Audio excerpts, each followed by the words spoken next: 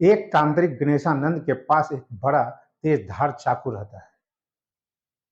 पहले इस चाकू से तांत्रिक ने मुर्गे को बलि चढ़ाता है और पलक झपकते ही उसी चाकू से एक शख्स का गला रेत कर हत्या कर देता है। वो शख्स कौन होता है, आगे क्या होता है, हम आपको बताते हैं विस्तार से। तो सबसे पहले नमस्कार, न्यूज इंडिया क्राइम में आपका स्वागत है और मैं आपके साथ विपिन। हत्या की इस अजीबोगरीब कहानी की शुरुआत होती है 26 मार्च को। सरधना की रहने वाली रेखा, जिसका पति होता है गोपीचंद, जो कि अचानक कहीं गायब हो जाता है।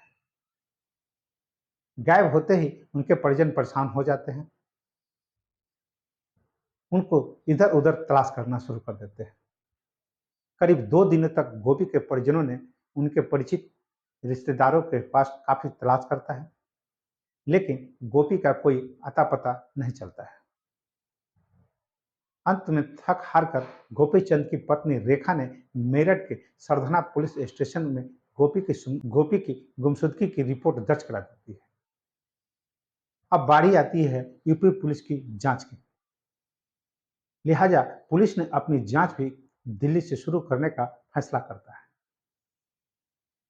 बता दें कि गोपीचंद यूं तो दिल्ली पुलिस में कांस्टेबल के पद पर कार्यरत रहता है, मुख्यमंत्री अरविंद केजरीवाल की सुरक्षा में तैनात रहता है। यूपी पुलिस ने दिल्ली से पता करना शुरू करता है, तो जानकारी के अनुसार गोपीचंद ने ऑफिस से करीब 14 दिनों की छुट्टी ले रखा होता है।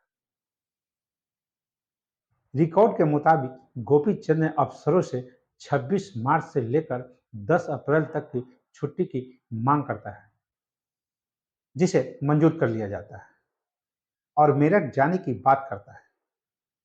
इस मामला को सुनकर दिल्ली पुलिस की टीमें भी हैरान और परेशान हो जाता है कि आखिर एक पुलिस वाले ऐसा कहां और कैसे गायब हो सकता है। ये एक शोचनीय सवाल। ना तो गोपी के मोबाइल की लोकेशन मिल रहा होता है और न ही उसकी बाइक का कोई अता पता चलता है। गोपीचंद की पत्नी रेखा ने जिले के एक बड़े पुलिस अफसरों से मुलाकात करती है और बताती है कि गोपी चंद का सिरेजपुर के किसी तांत्रिक से मिलना जुलना हमेशा रहता है। इस बात को सुनकर अब पुलिस के शक के दायरे में सिरेजपुर का तांत्रिक गणेशानंद आ जाता है और थोड़े ही मशक्कत के बाद मेरठ पुलिस ने गणेशानंद को हिरासत में ले लेता है। ये तांत्रिक बेहद चालाक और चतुर किस्म का इंसान होता है और वो लगातार पुलिस को गुमराह करता है। पुलिस के पास तांत्रिक की गिरफ्तारी के लिए कोई ठोस सबूत नहीं होता है।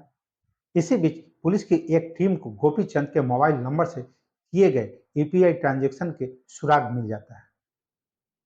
ये पैसे ऑनलाइन 26 मार्च को तांत्रिक गणेशानंद को ट्रांसफर किया जाता है। अब पुलिस का शक और पुख्ता सबूत हो जाता है कि हो न हो गोपीचंद की गुमशुदगी में तांत्रिक गणेशानंद का ही हाथ है। इधर पुलिस की एक टीम सिरेजपुर से कुछ दूरी पर गोपीचंद की बाइक नदी किनारे लावारिस हालत में मिल जाती है। लिहाजा अब पुलिस ने बिना वक्त गवाए तांत्रिक गणेशानंद को हिरासत में ले लेता है।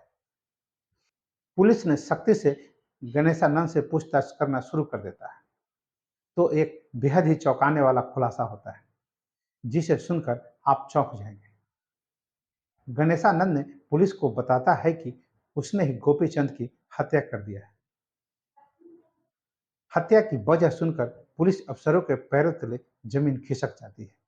आगे तांत्रिक ने पुलिस को बताता है कि गोपीचंद से उसकी मुलाकात 1 साल पहले होती है और गोपी अपनी बीवी रेखा की हत्या कराना चाहता है। गोपी चाहता था कि तांत्रिक गणेशानंद तंत्र मंत्र की मदद से अपनी पत्नी रेखा की हत्या करा दे। गणेशानंद रेखा की हत्या के लिए मान भी जाता है और उसने गोपी से कई किस्तों में रेखा की हत्या के लिए 4.5 लाख रुपए भी वसूल लेता है। इधर गोपीचंद के रेखा से लगातार झगड़े बढ़ते जा रहे थे। इस बार ड्यूटी से छुट्टी लेकर गोपी तांत्रिक से सीधे मिलने पहुंच जाता है और कहता है कि 1 साल हो गया है और रेखा का अभी तक कुछ नहीं हुआ है। इस बार ढोंगी तांत्रिक ने गोपी को दिलासा दे देता है कि रेखा की हत्या हो जाएगी, लेकिन तांत्रिक गणेशानंद ने गोपी को 26 मार्च को एक जिंदा मुर्गा और 1.5 लाख रुपए लेकर सिरेजपुर आश्रम बुलाता है। तंत्र क्रिया का झांसा देकर गणेशानंद गोपी को गंगा किनारे ले जाता है और उसे वहीं नदी किनारे आंख बंद करके लेटने को कहता है। तांत्रिक गणेशानंद के पास एक बड़ा तेजधार चाकू भी रहता है। इस चाकू से पहले तांत्रिक ने मुर्गे की गर्दन को काट देता है और पलक झपकते ही उसी चाकू से गोपीचंद का गला भी रेत देता है और नदी किनारे ही तरफ तरफ कर गोपीचंद दम तोड़ देता है।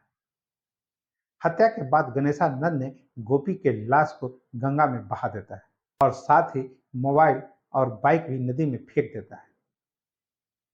दरअसल ढोंगी तांत्रिक गणेशानंद पहले की 4.5 लाख रुपए गोपीचंद से डकार चुका था। अब गोपी के पास 1.5 लाख रुपए और रहता है।